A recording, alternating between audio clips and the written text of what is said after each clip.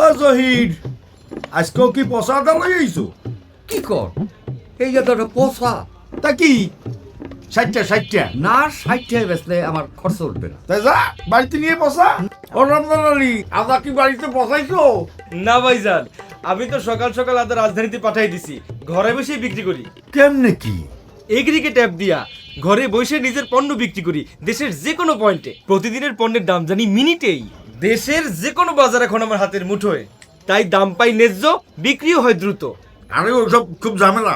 মোটেও না, aggregate app use করা একটুও ঝামেলার কিছু না। অ্যাকাউন্ট খোলা যত সহজ, চালানো ঠিক ততটাই সহজ। বাজারের বিক্রি থেকে শুরু করে ক্ষেতের যে কোনো সমস্যায় পাই আমি ফ্রি কাউন্সিলিং। তাই আমার ফলন যেমন ভালো, বিক্রি হয় ন্যায্য দামে। ঠকবার দিন শেষ। কই যাও? 70টা দি মানে রাখ।